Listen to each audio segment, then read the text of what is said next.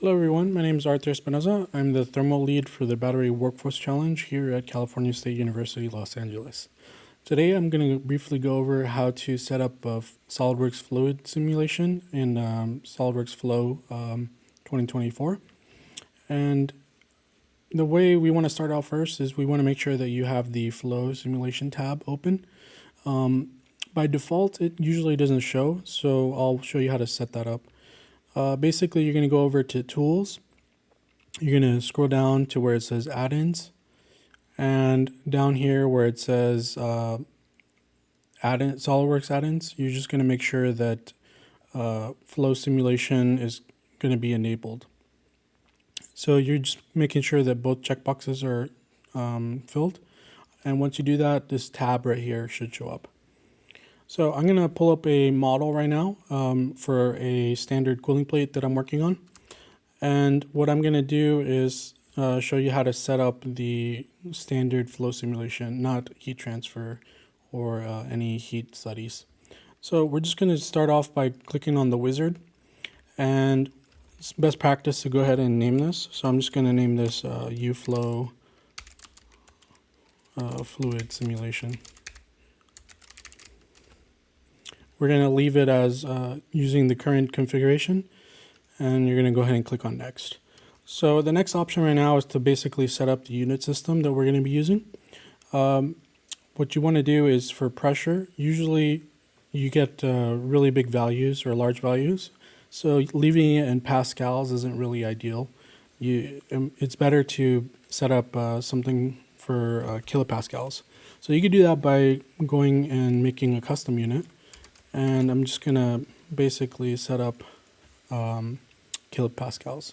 So you do that by saying unit times 1000 and then SI times 0.001. Okay. The next option we want to change is we want to change the default temperature unit. It's not really beneficial to leave it in Kelvin, so we change it to Celsius. The other one that I typically like to use is switching over volumetric flow rate. By default, it's in meters cubed per second, but in our challenge and designs, we are using liters per minute. So you're just going to make sure you scroll down to where you see liters per minute. And just to make sure its volumetric flow rate is under loads in motion. So we're going to move on to the next option. And essentially here's where you're going to enable the different analysis types that you're going to do. We're only going to be setting up a fluid simulation, so we're just going to make sure that fluid flow is enabled. And essentially, we don't really need to enable gravity. Gravity is enabled for buoyancy effects. So if your analysis is at different streamlines or different heights or elevations, it's useful to have it. But we're just going to leave it off by default. And then we're going to set a analysis type for internal because we're going to be analyzing the fluid flowing through this cooling plate. We're going to leave it as CAD Boolean and exclude external cavities without conditions. And we're going to go ahead and go to the next option, which prompts us to set the default fluid. So in our case, we're using water. It's going to be a mixture of water and ethylene glycol. So all you got to do is basically double click on whatever fluid you're going to be using. And if you're only going to be using one, that's fine. You can just say water. But in my case, I'm going to set it up for a mixture. We're going to leave it as laminar and turbulent. And then we could leave it as adiabatic. And for the roughness, you can look up the surface roughness for the material that you're going to be analyzing. In this case, we're using aluminum 6061. So I went ahead and looked up what's appropriate surface roughness. And what I found is like a value of 0.95 seems appropriate. Here, this is going to just reiterate the conditions that you're setting up. Since we're not doing any thermal analysis, we're going to leave the default temperature and default atmospheric pressure. And if you notice, it's in kPa, and that's because we set up a custom. Under concentrations, if you have more than one fluid, you can mess around with the ratios. By default, it just does 50-50, and that's what we're going to be using. So you go ahead and click on Finish. And once we get that, you'll see that there's a new tab up here that appears. And SolidWorks basically is going to notice that this model that you have here isn't watertight. And what I mean by watertight is that there's no sealed enclosure or like volume that it's able to run the analysis. So it's going to prompt you right here if you want to create lids. We're going to go ahead and click on yes. And essentially it's going to ask you the planar surface of where you want to create the lids. So for example, in this case, we have a cooling plate, but if you notice, we have an inlet and outlet. So these are the things that we have to cap in order for SolidWorks to be able to recognize an internal volume.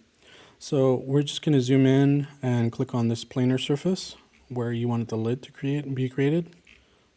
And click on this one as well. And if you notice, it gives you a little preview. And once we do that, you'll notice that the computational domain, which is this gray box here, it will actually shrink to only analyze basically the area where the fluid's going to be going in. So by default, computational domain, that's fine once you set it up, but we can go ahead and click on, right click on it and say hide. And that way it's not as cumbersome once we see the results that we're interested in. So the first option is basically we're going to set up the boundary conditions.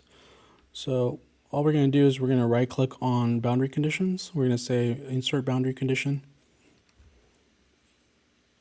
And then we're going to go ahead and click on the option for the inlet volumetric flow. And it's going to ask you where you want the inlet to be. So essentially what you're going to do is you're going to select the opposite side of this little cap that we made. The way that you accomplish that is you right click on this and you say select other. And if you notice, the top surface is hidden, and now we can select the bottom of the cap. And what you'll notice is it shows you like that you selected the right surface. And in this case, we're going to be using a flow rate of 3 liters per minute. If you wanted to, you can set the temperature here, the concentration, and any other parameters, but we're just going to be sticking to default for right now. Go ahead and click on yes or OK. And the next option is we're going to set up the other boundary condition, which is the outlet. So the way you do that, again, you right click on boundary condition, say insert boundary condition.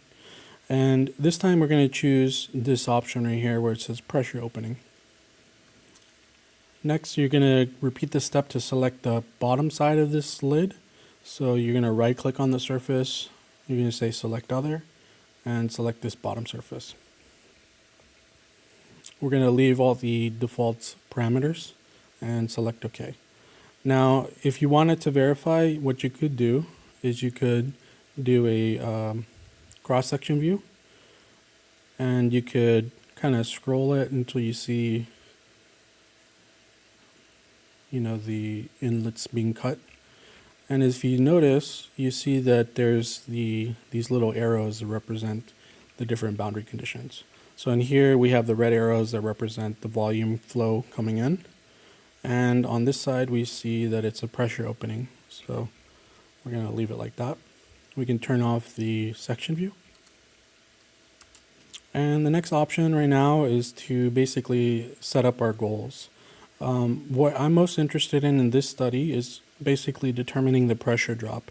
The pressure drop is important because we want to make sure that it's not, this cooling plate design isn't too restrictive, and it allows for plenty of flow of water, which will allow better cooling.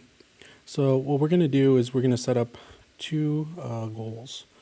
So we're going to say insert a surface goal, and essentially we're going to say total pressure, and we're going to do bulk average. And we're going to right click on the inlet and say select other, and select that bottom surface. So essentially what this is telling SolidWorks is, hey, this bottom surface right here, I want to know what the pressure is at this point on this surface. So it's always best practice to rename things. So we're just going to right click on it and rename it. I'm going to say inlet pressure. Okay. So the next option is to do the same. We're going to do a surface goal.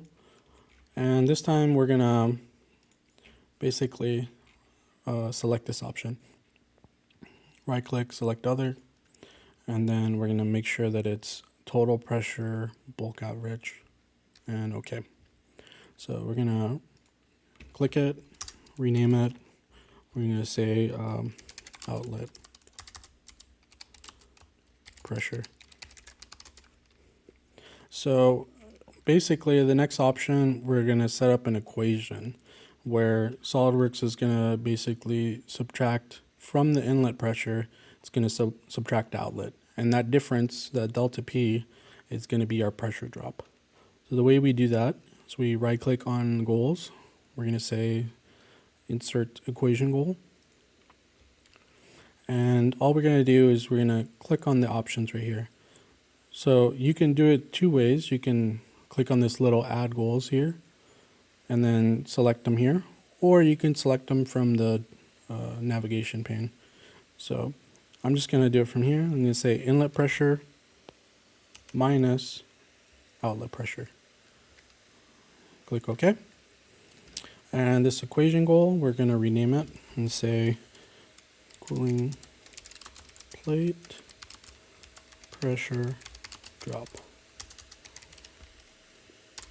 Okay. So the next option we're going to do is set up the meshing for this model. Normally what you can do to do like a general meshing, you can right click on the mesh and say global mesh. And this slider right here is basically going to make the mesh for the entire model more dense. Now this approach is kind of using like brute force, or like kind of using a hammer instead of like more precision, because basically it increases the mesh density for the entire model, where that might increase the computation time. So there's a different option that we're going to do, and we're going to use something called mesh refinement. And SolidWorks basically allows us to set a mesh refinement automatically, where at certain points, SolidWorks will automatically increase the mesh density in key areas where there's like turbulence or anything kind of interesting going on. And the benefit about that is that it will allow us to find kind of a sweet spot of like how many cells we have for the model and where the density is. So we only really want to have high density in areas where there's a lot of turbulence or a lot of changes in velocity or pressure, and everywhere else we can have kind of a rough mesh.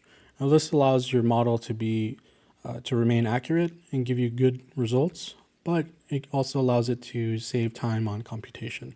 So instead of increasing the mesh density everywhere, we would be only like increasing it in key areas. So the way we go about that is we're going to right click right here where it says input data, and we're going to say calculation control options. Okay, so it brings up this little box, and the first thing we're going to go to is over to the refinement. We're going to notice it says for the global domain is disabled. So we're going to basically click on this arrow, and you can mess around with the different densities for the refinement, but I found level 4 is pretty good. And here you can set up the maximum mesh density for the model. In my particular case, from experience, since this is just a fluid analysis and there's no like heat transfer, you can probably get away with a maximum of like 2 million cells. And just because it's the max doesn't mean it will approach that or like make the number of cells for this model, that value. It will just say that's the maximum that it can automatically refine to if it needs to. So next step is to tell it when we want to do the refinements. So essentially, you're going to double click there, and we're going to set a table of when SolidWorks runs the automatic refinement. So I'm just going to leave it as 2, 3, and then 4, and push OK. And basically, we're going to go over to finishing. And right here where it says criterion to stop, this is going to tell SolidWorks when you want the simulation study to stop. And there's a couple options, or two options. There's once one is satisfied after all the refinements, or after all are satisfied. And what that means is right here you have goal convergence. So these goals that we set up, basically SolidWorks runs the analysis and sees when these pressure values converge to a certain value and it doesn't vary or oscillate. And once it finds a constant value and it's not changing, then it says that, hey, this study can be finished or it can stop. You could also change it on the number of travels. But in our case, we're basically going to leave it as 1 satisfied after all the refinements. And we're going to uncheck the travels. So basically, the study is going to run until all the refinements are finished and after all the goals are steady and satisfied. Okay. After that, we're just going to click on OK. And the next option is to basically run the study. So once we run the study, this little window pops up. This allows us to specify how many cores we're going to use. By default, if you leave it as use all, that's fine. If you want to kind of multitask and do other things while the simulation is running, you can limit it so it doesn't lag your computer as much. And then we're just going to make sure that it says solve. It has to do a mesh, so that's on by default. And we're going to leave it as new calculation and load results. And we're going to click on run. So once we do that, you'll notice this window pops up.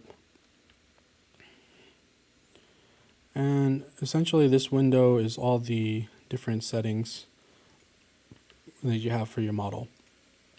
And since I already set up my model before, there's these little preview windows that appear. And what these are is they're little previews on the model with the meshing, and we'll see that after the refinements happen, there'll be key areas where there's higher densities of meshing. The way that you show this model or this little preview, most likely on your simulation, it's not going to show up. But since I've already run simulations before, it kind of loads the windows that you set up before. So what I'll do is I'll walk you through how to set up at least one of these, and then a goal plot. So once the simulation is running and it says calculation, you're able to click on this little insert preview. So what we're going to do is we're going to click on that. And here you're going to tell it what plane you want it to show the preview on. By just from experience and the way that I set up my model, I know I want to look at it from the top view. And it's basically like a cut plot. What it does is it does a cross-section view at a certain distance from the top plane. So if you leave it at 0, it's going to cut your model at 0, 0 meters from the top plane. Now, what I know for a fact on my model, the way I set it up, if I do that, it's not going to show anything because there's no fluid at 0 or on the top level, the top plane. So I know for a fact for my model, it's basically negative 1.75 millimeters. And if I push enter, it'll automatically convert it to meters. Actually, I want to change it to negative 1.5. And you can mess around with the different planes you want to cut it up about. And if you have the specific like distance, you know that from that plane that you want to kind of view the preview, you can specify that here.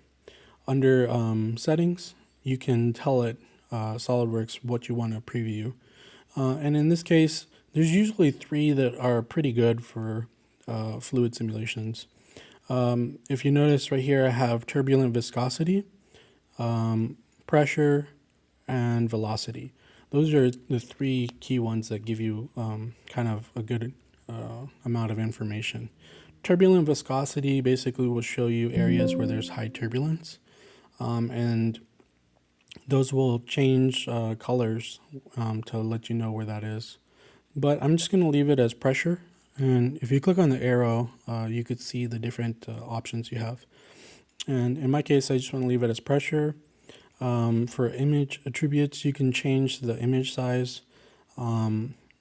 If it's too small, it's hard to see. If it's too big, it's going to get cut off. So you just have to play around and see what your best options are. And right here under options, you have the ability to save the video of the preview, which is pretty neat.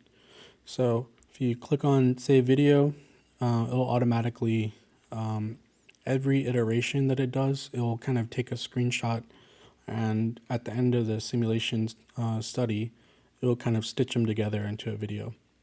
So we can leave that on. You can say save images, but it'll take a lot of data, depending on how long your simulation is and how many iterations you go through.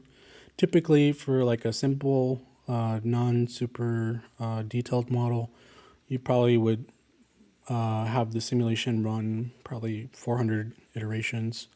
If it's really complex, or if you're doing an analysis for heat transfer, it can go up to a couple thousand iterations.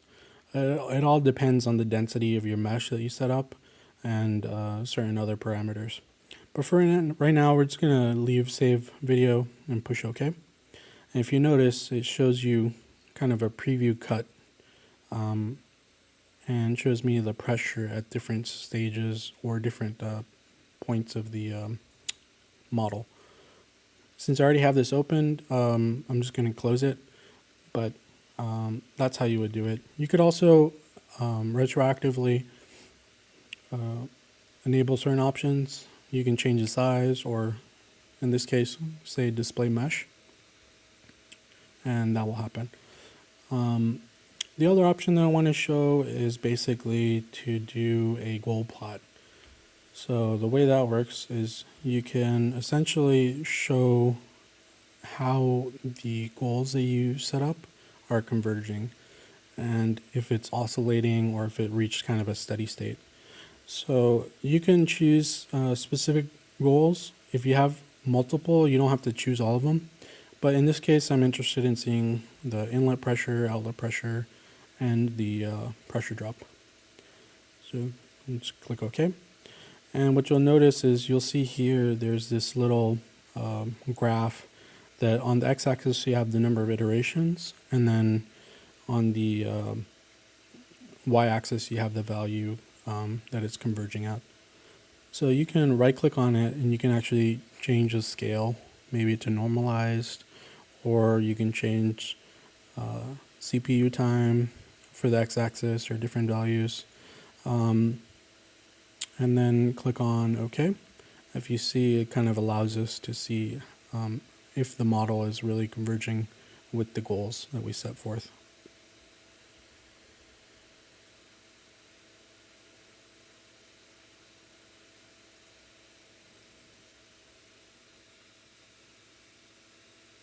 And if you notice right now, we just had an automatic refinement for the mesh.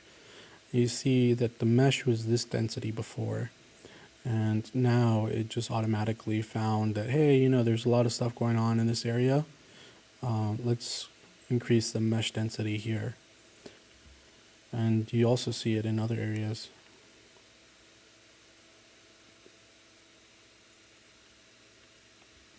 So I'm just going to come back when the simulation is done, and we'll continue from there.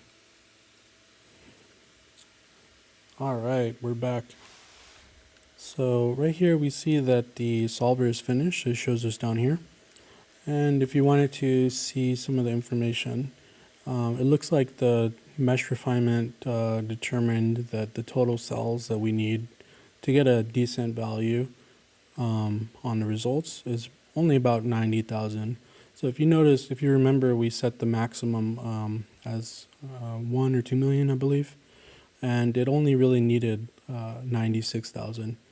And it only needed it in these specific areas. If you notice, basically, it determined that the highest amount of density needed to be in these areas. And again, this is a really good thing to do as opposed to using the global slider, just because the global slider will increase the mesh everywhere.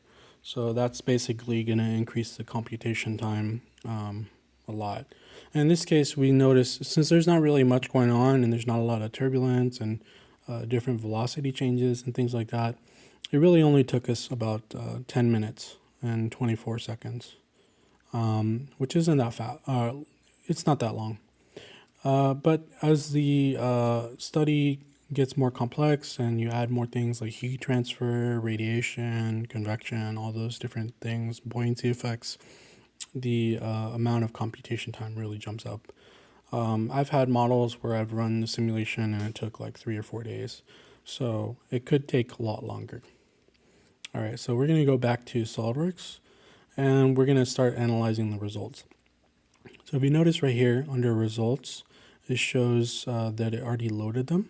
So all you got to do is you click on this little plus, and I'll show you and kind of walk you through the different analysis types that you want to use that might be useful.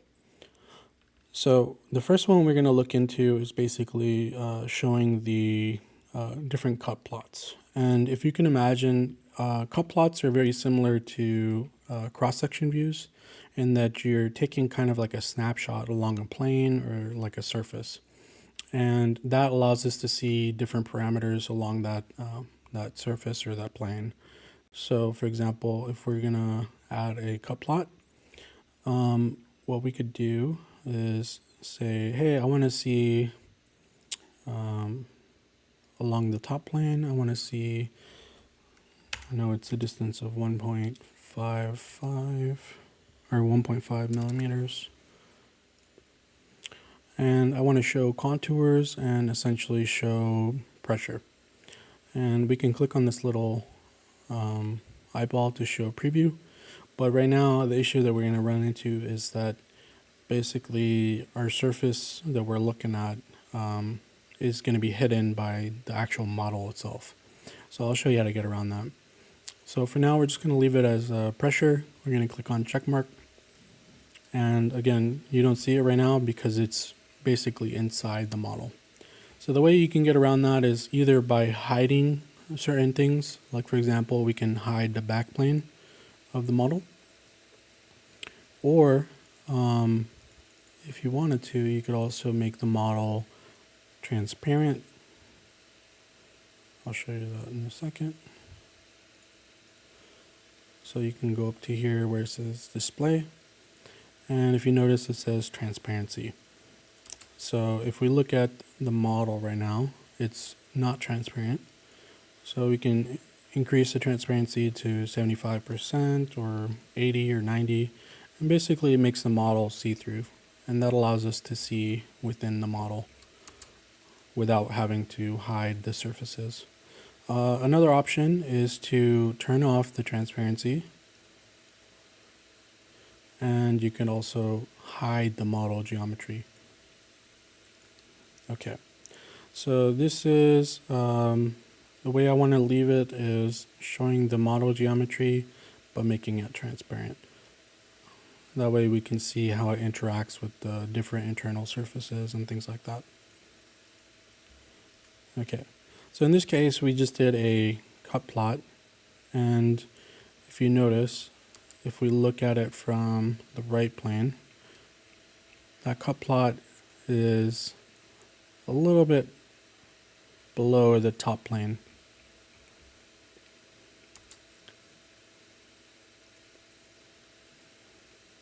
Sorry. and get this working. We'll go over to the simulation results again. And next we can do something like we can add one that shows velocity or something like that. So we're going to do the same. Actually, since we already set this one up, what we can do is we can clone it instead of having to input the different parameters that we set up. So we cloned it and we can edit the definition. And in this case, instead of pressure, we can do like velocity.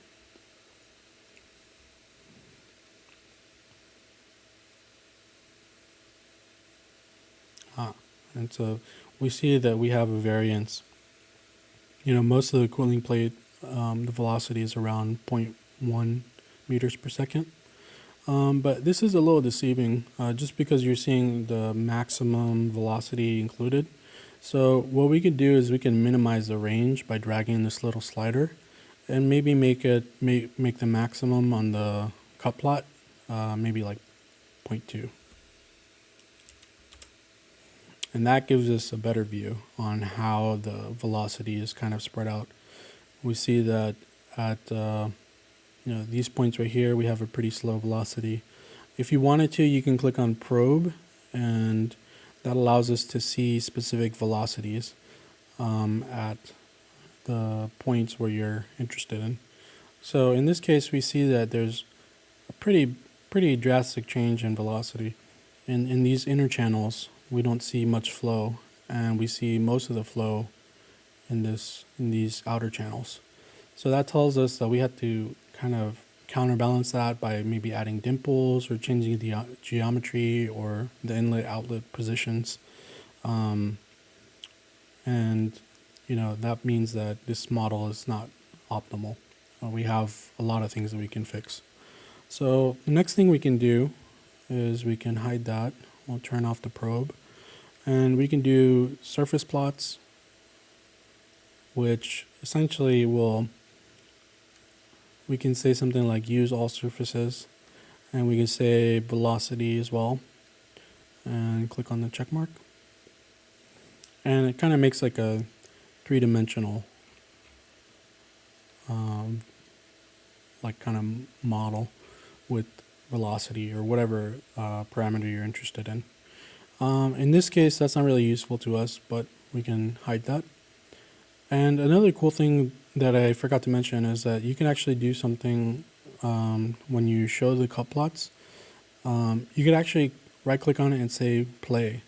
And what that will do is it'll kind of vary the model, the cut plots along the different heights of the model on whatever plane, or parallel to whatever plane that you selected. So since we selected top plane, it just shows us different variances in the height along the model. So sometimes that's useful, sometimes it's not. So you can right click, say stop, and in this case we're going to hide it. Now a really useful one is basically using flow trajectories. This is a really good way to visualize kind of how the flow is actually taking place within the model. So let's just make sure that we have I'm just going to right click on here and say display callouts, and that makes sure that we see which one is the inlet, which one's the outlet, so we don't get confused. So we're going to insert a flow trajectory. We're going to right click, say insert, and essentially here we're going to choose where we want the kind of particles to be injected. So if you remember here, we had the inlet and we had this little cap. So what we can do is we can right click on that cap. Right now it's transparent, so it's a little hard to see, but we select the opposite side to the cap, and you can choose the different parameters. So I'm gonna leave this as detailed preview, and basically while we modify the settings, it's going to allow us to preview what's going on without having to check mark and then go back and change it back and forth. So we're going to leave it as velocity, And let's see what that looks like.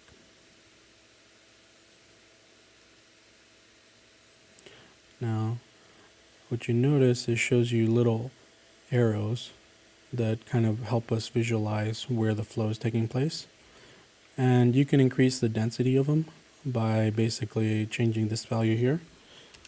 If you change it too high, your computer's gonna basically kick into overdrive, and your fans are probably gonna go pretty crazy.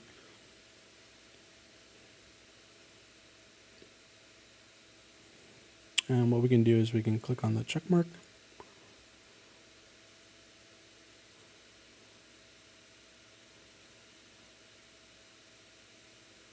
Okay.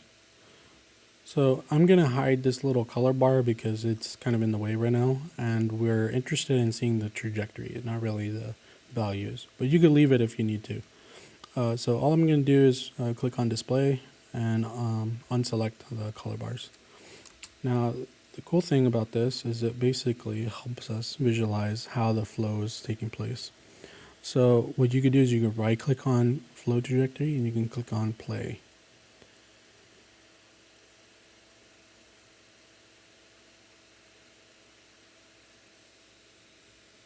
There we go. So if you notice, it's kind of hard to see just because the model is like in the way. So what we can do is we can turn off the model, and then we can better see how the model is behaving. Or a better option might be to show the model, but change the transparency. So maybe 50%. And another thing that helps is if you check lighting. Basically, it changes the color of the arrows a little bit. Alright, so what we can see is that flow is kind of behaving how we expect. You know, you have areas where there's like more immediate flow and areas where there's less flow. So this could be used to kind of help us determine how to modify the geometry and make it more suitable for like more uniform flow.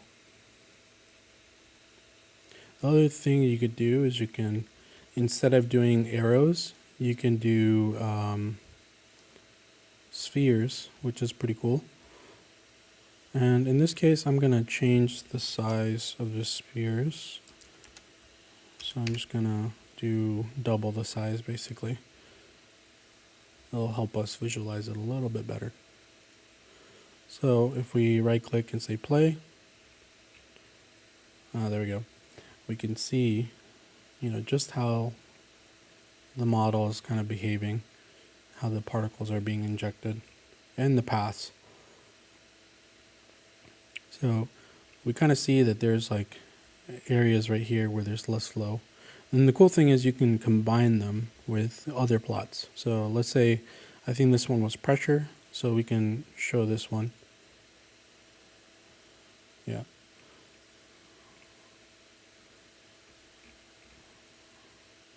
And if we wanted to, we could show the color bars. Move them around if you need to.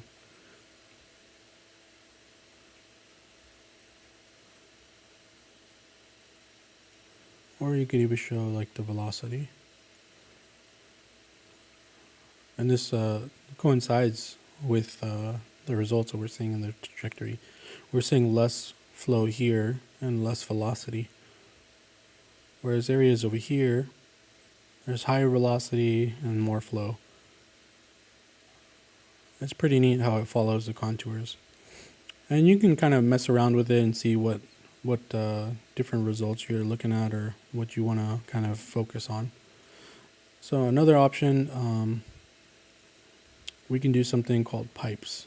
Sometimes it's kind of hard to see how the flow is going, so you can mess around with the different visualizations. So pipes basically show little 3D pipes that represent the flow. And if you right click and say play, it's a little more visible or easier to see visually.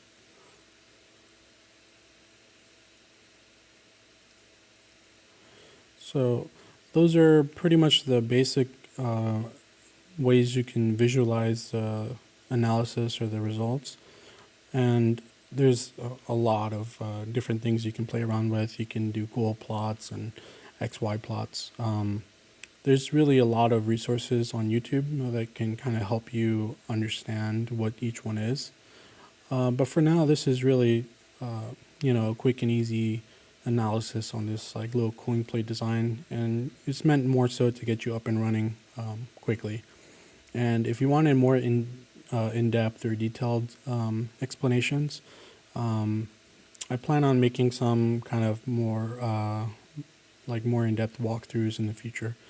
But yeah, I hope this was useful, and I really hope that this helps you in your endeavors, analysis, and doing any analysis for, fluid simulation, or, you can use gases or whatever. But yeah, thank you, and hope you have a good time. Thanks.